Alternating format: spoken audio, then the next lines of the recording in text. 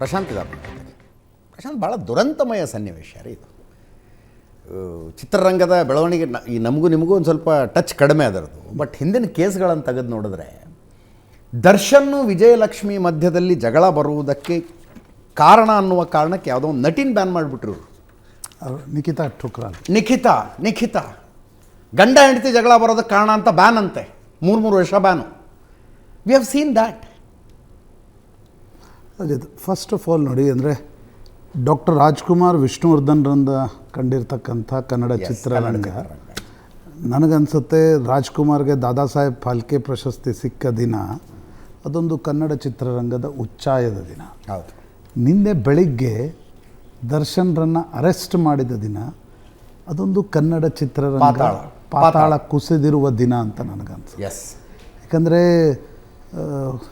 ಹೆಂಡತಿಗೆ ಹೊಡೆದ, ಇನ್ನೊಂದು ಮಾಡ್ದ, ಯಾರಿಗೋ ಪುಡಂಗು ಅಂದ, ಇನ್ನು ಯಾರ್ದೋ ಲ್ಯಾಂಬೋರ್ಗಿನಿ ಕಾರ್ ಅಂದ, ಮಾಧ್ಯಮಗಳನ್ನು ಬಾಯಿಗೆ ಬಂದಂತೆ ಬೈದ. ಅದಾದಮೇಲೆ ಅಂದರೆ ಒಬ್ಬ ಕನ್ನಡ ಜನಪ್ರಿಯತೆಯನ್ನು ಅರಗಿಸಿಕೊಳ್ಳುವ ಅಥವಾ ಜನಪ್ರಿಯತೆ ತಲೆಗೇರಿಬಿಟ್ಟಿದೆ. ಆ ಕಾರಣ ನೀವು ಯಾರೋ ಮೆಸೇಜ್ ಮಾಡಿದ್ರು, 10 ಮೆಸೇಜ್ ನಿಮಗೊಂದು 50 ಬರ್ತಾವೆ, ನನಗೊಂದು 10 ಮೆಸೇಜ್ ಬರ್ತಾವೆ, ದಿನ ಬರ್ತಾವ. ಅಲ್ಲ, ಈಗ ನನ್ನ ಇನ್ಸ್ಟಾಗ್ರಾಮ್ ತೆಗೆದು, ನಾನು ಇನ್ಸ್ಟಾಗ್ರಾಮ್ನಲ್ಲಿ ಅಷ್ಟೊಂದು ಆ್ಯಕ್ಟಿವ್ ಇಲ್ಲ, ಬಟ್ ನಾನು ಇನ್ಸ್ಟಾಗ್ರಾಮ್ ತೆಗೆದು ನನ್ನ ಫೋಟೋಗಳಿಗೆ ಬಂದಿರುವ ಕಮೆಂಟ್ಗಳನ್ನು ನೋಡ್ಬೇಕು ನೀವು ಒಂದು ಸಲ, ದರ್ಶನ್ ಫ್ಯಾನ್ಗಳದ್ದು. ನಾವೆಷ್ಟೆಷ್ಟು ಮರ್ಡರ್ ಮಾಡಬೇಕು ಅಂತ ಇದನ್ನೆಲ್ಲ ಸೀರಿಯಸ್ ಆಗಿ ತಗೊಳ್ತಾವೆ. ಈ ರೀತಿಯ ಮೆಸೇಜ್ಗಳು ಬರ್ತವೆ. ಮೆಸೇಜ್ಗಳು ಬಂದಾಕ್ಷಣ ಸರಿಯಪ್ಪ, ನಾನು ಹೇಳೋದು ಔಟ್ ಆಫ್ ದ ವೇ ಹೋಗೋದಿದ್ರೆ ನೀನೊಂದು ಚಿತ್ರದುರ್ಗ ಪೊಲೀಸ್ ಇನ್ಸ್ಪೆಕ್ಟ್ರಿಗೆ ಫೋನ್ ಮಾಡಿ ಏನೋ ಮಾಡ್ತಿದ್ದಾರಪ್ಪ, ಇವನನ್ನು ಕರೆದು ಒಂದು ಸ್ವಲ್ಪ ರಿಪೇರಿ ಮಾಡೋದ್ರೆ ದರ್ಶನ ಹೇಳಿದರೆ ಮಾಡದೇ ಇರ್ತಾನೆ. ಬೇಡ, ನೀನು ಹೋಗೊಂದು ಕಂಪ್ಲೇಂಟ್ ದಾಖಲಿಸು, ಸೈಬರ್ ಇದೆ, ಎಲ್ಲವೂ ಗೊತ್ತಿದೆ. ಅದು ಬಿಟ್ಟು ಆತನನ್ನು ಕರೆಸಿ ಆತನನ್ನು ಹೊಡೆದು ಅದಾದಮೇಲೆ ಆ ಯುವಕ ಸತ್ತ ಮೇಲೆ ಅವನನ್ನು ಮೋರಿಗೆಸೆದು ಇನ್ಯಾರನ್ನೋ ಸರೆಂಡರ್ ಮಾಡಕ್ಕೆ ಕಳಿಸಿ ಅವ್ರಿಗೆ ದುಡ್ಡು ಕೊಟ್ಟು, ನನಗಂದರೆ ಜನಪ್ರಿಯತೆ ಒಂದು ತಲೆಗೇರಿದದ್ದು. ಮತ್ತು ದರ್ಶನ್ ಎಂದು ನೋಡಿ, ನನಗೆ ಆ ಪಿಕ್ಚರ್ ಯಾರು ಪ್ರೊಡ್ಯೂಸ್ ಮಾಡಿದ್ರೆ ನೆನಪಿಲ್ಲ. ನಾನು ಒಂದೇ ಒಂದು ಪಿಕ್ಚರ್ ದರ್ಶನ್ ನೋಡಿದ್ದು, Majestic, when I was in college. ಆ ಪಿಕ್ಚರನ್ನು ನೋಡಿದ್ದೆ. ಆ ಪಿಕ್ಚರ್ ಬಾಮ ಹರೀಶ್ವರ ಆ ಪಿಕ್ಚರನ್ನು ನಾನು ನೋಡಿದ್ದೆ. ನಂತರ ನಾನು ಪಿಕ್ಚರನ್ನು ನೋಡಿಲ್ಲ. ಆದರೆ ಒಬ್ಬ ಕನ್ನಡದ ಇಷ್ಟೊಂದು ಪ್ರಖ್ಯಾತ ನಟ ಇಷ್ಟೊಂದು ಕೆಳಗಿಳಿತಾನೆ ಅನ್ನೋದಕ್ಕೆ ಅರ್ಥನೇ ಇಲ್ಲ. ನನಗನ್ಸುತ್ತೆ high time film industry should ban him till this trial goes on.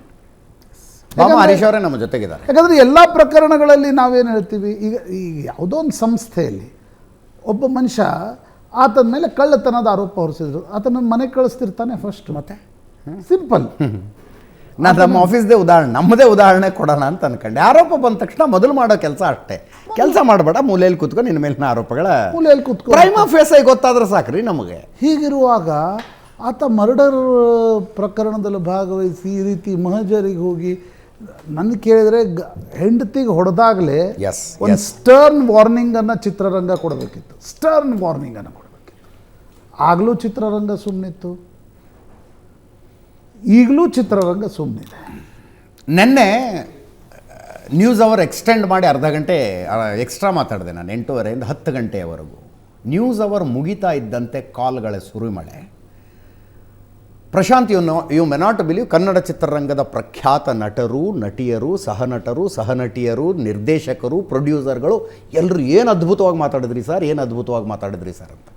ನಾನು ಎಲ್ರಿಗೂ ಕೇಳಿದ್ದು ಒಂದೇ ಪ್ರಶ್ನೆ, ಆಯ್ತಪ್ಪ ನಾನು ಮಾತಾಡ್ತೀನಿ, ನೀವು ಯಾಕೆ ಮಾತಾಡೋದಿಲ್ಲ ಅಂತ. ಅವರ ಪೈಕಿ ಬಹುತೇಕರು ಹೇಳಿದ್ದು, ಸರ್ ಕೊಚ್ಚೆ ಸರ್, ಕಲ್ಲು ಹಾಕಿ ಮೈ ಮೇಲೆ ಸಿಡಿಸ್ಕೊಳ್ಬಾರ್ದು ಅಂತ ಸುಮ್ಮನಿದ್ದೀವಿ ಅಂತ. ಬಾಮ ಹರೀಶ್ವರೇ, ನನಗೆ ಈ ವಿಷಯದಲ್ಲಿ ಏನೂ ಫಿಲ್ಟರ್ ಇಲ್ಲ, ಇಟ್ಕೊಳ್ಳೂ ಬೇಕಾಗಿಲ್ಲ ನಾನು. Why should I sir? ಪತ್ರಕರ್ತನಾದವನು ಹಿಂದೆ ಮುಂದೆ ಯೋಚನೆ ಮಾಡಿ ಮಾತಾಡೋಕ್ಕೆ ಶುರು ಮಾಡಿದರೆ ಸಮಾಜ ಇನ್ನೇನು ಮಾಡುತ್ತೆ? ಚಿತ್ರರಂಗ ಒಂದು ಆ್ಯಕ್ಷನ್ ತಗೊಳ್ಳೋದಕ್ಕಾಗೋದಿಲ್ವಾ? ಅವರಿನ್ನೂ ಆರೋಪಿ, ಅಪರಾಧಿ ಅಲ್ಲ ಅಂತ ಮಾತಾಡ್ತಾರೆ. ಹಾಂ, ಸರ್, ಚಲನಚಿತ್ರ ವಾಣಿಜ್ಯ ಮಂಡಳಿ ಅಧ್ಯಕ್ಷ NM ಸುರೇಶ್ ಅವರು ಹೇಳ್ತಾರೆ. ನಾನು ಉದಾಹರಣೆ ಕೊಡ್ತಾ ಇದ್ದೆ, ನಾನಿನ್ನೂ ಆರೋಪಿ, ಅಪರಾಧಿ ಅಲ್ಲ ಅಂತ ನಾಗೇಂದ್ರ ಕೂತ್ಕೋಬೋದಾಗಿತ್ತು ಸರ್. ಭ್ರಷ್ಟಾಚಾರದ ಆರೋಪ ಬಂದಿತ್ತು ಮೊನ್ನೆ ಮಿನಿಸ್ಟರ್ ನಾಗೇಂದ್ರಗೆ. ಖಂಡಿತ ಹೌದೌದು. ಒಬ್ಬ ಸರ್ಕಾರಿ ನೌಕರ ಆಗಿ ಅವನ ಮೇಲೆ ಆರೋಪ ಬಂದು 48 ತಾಸು ಕಸ್ಟಡಿಯಲ್ಲಿದ್ದರೆ ಬೈ ಡಿಫಾಲ್ಟ್ ಸಸ್ಪೆಂಡ್ ಆಗೋದಿಲ್ವಾ ಆತ? ಇಲ್ಲಿ ಯಾರಿಗೂ ಆನ್ಸರೇಬಲ್ ಅಲ್ವಾ? ನಮ್ಮಲ್ಲಿ ಆ್ಯಕ್ಚುಲಿ ಸಸ್ಪೆನ್ಷನ್ನು ಮತ್ತು ಬ್ಯಾನು ಅನ್ನೋದು ಮೊದಲಿಂದ ಮಾಡ್ಕೊಂಬಂದಿಲ್ಲ ಸರ್. ಯಾಕಂದರೆ ಆವತ್ತಿನ ಈ ಕಳೆದ ಬಾರಿ ಒಂದು ಸತಿ ಇವರಿದ್ದಾಗ ಬಸವಕುಮಾರ್ ಪಾಟೀಲ್ ಇದ್ದಾಗ ಅವಾಗೇನೋ ರಮ್ಯಾ ಅವ್ರನ್ನ ಆ ಪದ ಬಳಕೆ ಮಾಡಿದರು. ಬಟ್ ಆ ಬಳಿಕ ಯಾವುದೂ ಆ ಥರ ಕಾರ್ಯಗತ ಮಾಡಿಲ್ಲ ಸರ್. ಭಾಮಾ ಹರೀಶ್ ಅವರ ಕನ್ನಡ ಚಿತ್ರರಂಗದಲ್ಲಿ ಯಾವ ನಟನು ಮರ್ಡರ್ ಕೇಸ್ನಲ್ಲಿ ಅರೆಸ್ಟೂ ಆಗಿಲ್ಲ. ಖಂಡಿತ ಅದು ಅಲ್ವಾ? ಹೌದೌದು. ಬ್ಯಾನ್ ಅನ್ನೋದನ್ನು ನಾವು ಮಾಡೋ ಪರಿಪಾಠ ನಮ್ಮಲ್ಲಿಲ್ಲ ಅಂದರೆ ಮರ್ಡರ್ ಮಾಡೋ ಪರಿಪಾಠ ಇದೆಯಾಗಿದ್ದರೆ ಖಂಡಿತ ಇಲ್ಲ ಸರ್. ಖಂಡಿತ ಇಲ್ಲ. ಮತ್ತೆ ಆ್ಯಕ್ಚುಲಿ ಎಲ್ಲರಿಗೂ ತಾವಾಗಲೇ ಒಂದು ಮಾತು ಹೇಳಿದ್ವಿ, ಯಾಕೆ ನಮಗೆ ಆಗಬೇಕು ಕೊಚ್ಚೆ ಮೇಲೆ ಕಲಿದು. ಬಟ್ ಎಲ್ಲರ ಕರ್ತವ್ಯ ಕೂಡ ಇರುತ್ತೆ. ಅಲ್ಲ, ನೆನ್ನೆ ಫೋನ್ ಮಾಡಿದ ಬಹುತೇಕರ ಪೈಕಿ ನನಗೆ ಹೇಳಿದ್ದು, ನನಗೆ ಅವರು ಎಲ್ಲಿ ನಾರ್ಮಲ್ ಕಾಲ್ ಮಾಡಿದರೆ ರೆಕಾರ್ಡ್ ಮಾಡ್ಕೋತೀವೋ ಅಂತ ವಾಟ್ಸಪ್ ಕಾಲು, ಟೆಲಿಗ್ರಾಮ್ ಕಾಲು, ಸೋಷಿಯಲ್ ಮೀಡಿಯಾ ಕಾಲಲ್ಲಿ ಫೋನ್ ಮಾಡ್ತಾ ಇದ್ದಾರೆ ನಮಗೂ. ದೊಡ್ಡ ದೊಡ್ಡ ನಟರುಗಳ ಬೇಡ ಅವ್ರ ಹೆಸರು, ಪಾಪ ಅವ್ರಿಗೆ ಭಯ ಇದೆ, ಬೇಡ ಅವ್ರ ಹೆಸರುಗಳು ಅಂಥವ್ರೆಲ್ಲ ಫೋನ್ ಮಾಡಿ ನೀವು ಎಲ್ಲರ ಮನಸ್ಸಿನಲ್ಲಿ ಇದ್ದಿದ್ದು ಹೇಳಿಬಿಟ್ರಿ. ಏನು ಅದ್ಭುತವಾಗಿ ಮಾತಾಡಿದ್ರಿ, ಏನು ನೀವ್ಯಾಕೆ ಮಾತಾಡೋದಿಲ್ಲ ಅಂದರೆ ಕೊಚ್ಚೆ ಮೇಲೆ ಯಾಕೆ ಕಲ್ಲು ಹಾಕೋದು ಸರ್? ನಾವೇನಾದ್ರು ಮಾತಾಡಿದ್ರೆ ಅಭಿಮಾನಿಗಳಂತ ಹೇಳ್ಕೊಂಡವರು ಸೋಷಿಯಲ್ ಮೀಡಿಯಾ ತುಂಬ ನಮ್ಮ ಬಗ್ಗೆ ಭಾಳ ಕೆಟ್ಟದಾಗಿ ಮಾತಾಡ್ತಾರೆ ಸರ್. ನಮ್ಮ ಮನೆ ಹೆಣ್ಮಕ್ಳನ್ನೂ ಉಳಿಸೋದಿಲ್ಲ ಸರ್. ನೋಡ್ತಾ ಇದ್ದೀವಿ ಅದನ್ನೆಲ್ಲ. ಲೆವೆಲ್ ತೋರಿಸುತ್ತದಷ್ಟೇ, ಲೆವೆಲ್ ತೋರಿಸುತ್ತೆ. ಅಲ್ಲ ಸರ್, ನಾನು ಹೇಳೋದು ಈ ಕನ್ನಡ ಚಲನಚಿತ್ರ ವಾಣಿಜ್ಯ ಮಂಡಳಿ ಇದೆಯಲ್ಲ, ನಮ್ಮ ಫ್ರೆಟರ್ನಿಟಿಯ ಮನುಷ್ಯ ಹಿಂಗೆ ಮಾಡಿದಾನೆ, ನಿಮ್ಮ ಕುಟುಂಬಕ್ಕೆ ದೊಡ್ಡ ಹಾನಿಯಾಗಿದೆ, ನಾವು ಏನು ಮಾಡ್ಬೋದು ನೋಡ್ತೀವಿ, ನಮ್ಮ ಸಾಂತ್ವನಗಳು ನಿಮಗಂತ ಹೇಳಿ ಚಿತ್ರದುರ್ಗದ ತನಕ ಭೇಟಿಯಾಗಿ ಆ ಕುಟುಂಬಕ್ಕೆ ಒಂದು ಸಾಂತ್ವನ ಹೇಳ್ಬರೋಕ್ಕಾಗಲಿಲ್ವಾ ಸರ್? ಖಂಡಿತವಾಗ್ಲು ಆ್ಯಕ್ಚುಲಿ ನಾವು ಹೋಗ್ತಾ ಇದ್ವಿ. ಬಟ್ ಇಡೀ ಚಿತ್ರರಂಗ ಕೂಡ ಆ್ಯಕ್ಚುಲಿ ಈ ಒಂದು ವಿಚಾರದಲ್ಲಿ ತುಂಬ ಎಲ್ಲ ಈ ದರ್ಶನ್ ವಿಚಾರದಲ್ಲಿ ಪ್ರತಿಯೊಬ್ಬರು ಬೇಸರ ಇದೆ ಖಂಡಿತವಾಗ್ಲು. ಆಮೇಲೆ ಈ ಥರ ಒಂದು ಅಮಾಯಕ, ಅದು ದರ್ಶನ್ ಅಭಿಮಾನಿ ಒಬ್ಬ ತನ್ನ ಅಭಿಮಾನ್ಯ ಕೊಂದಂಥ ಘಟನೆ ಇಡೀ ಇತಿಹಾಸದಲ್ಲಿ ನಡೆದಿರಲಿಲ್ಲ. ಖಂಡಿತವಾಗ್ಲೂ ಈ ಒಂದು ವಿಷಯ ಪ್ರತಿಯೊಬ್ಬರು ಬೇಸರ ಇದೆ, ಮಾತಾಡ್ತಾ ಇಲ್ಲ. ಬಟ್ ಮಾತಾಡಬೇಕಲ್ಲ, ಪ್ರತಿಯೊಬ್ಬರು ಜವಾಬ್ದಾರಿ ಇದೆ. ಯಾಕೆ ಮಾತಾಡ್ತಿಲ್ಲ ಹಂಗಿದ್ರೆ? ಮಾತಾಡಲಿಕ್ಕೆ ಬಂದಿರೋದು.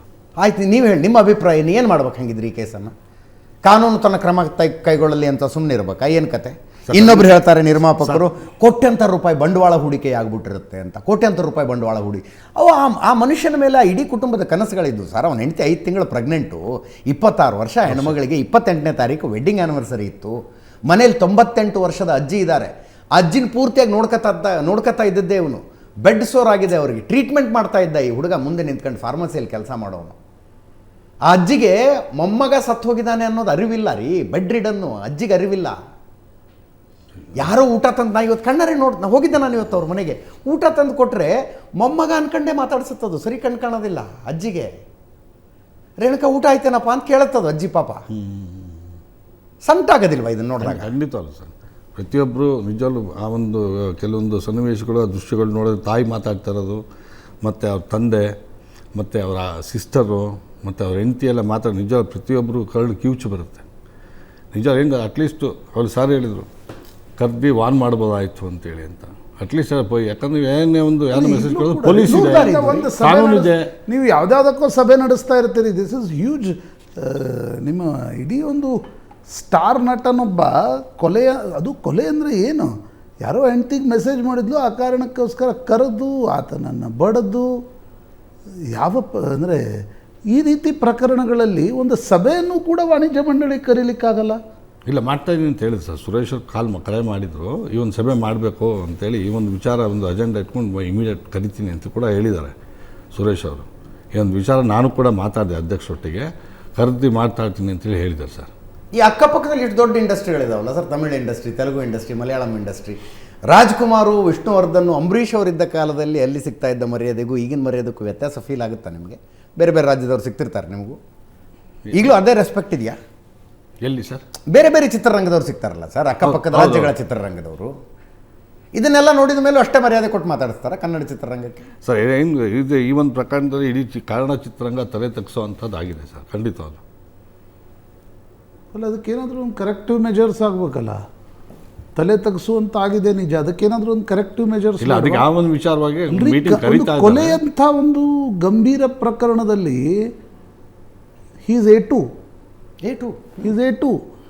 ನೀವು ಅಂಥ ಕೊಲೆಯಂಥ ಗಂಭೀರ ಪ್ರಕರಣದಲ್ಲೂ ನಾವು ಕ್ರಮ ತೆಗೆದುಕೊಳ್ಳಲ್ಲ. ನಮ್ಮ ಎಲ್ಲ ಕ್ಷೇತ್ರದಲ್ಲೂ ಬಂಡವಾಳ ಇರುತ್ತೆ. ಯಾರ್ಯಾರು ರಾಜೀನಾಮೆ ಕೊಡ್ತಾರೆ, ಎಲ್ಲರ ಮೇಲೂ ಬಂಡವಾಳ ಇರುತ್ತೆ.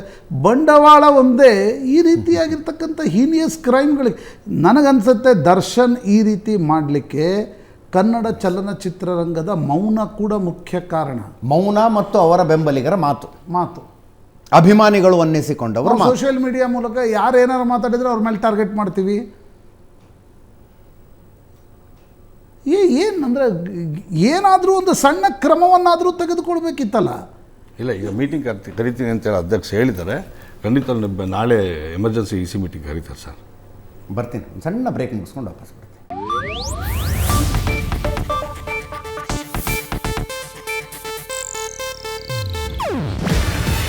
ಇದು ಏಷ್ಯಾನೆಟ್ ನ್ಯೂಸ್ ನೆಟ್ವರ್ಕ್ ಪ್ರಸ್ತುತಿ. ನೀವು ನೋಡ್ತಿದ್ದೀರಾ ಏಷ್ಯಾನೆಟ್ ಸುವರ್ಣ ನ್ಯೂಸ್.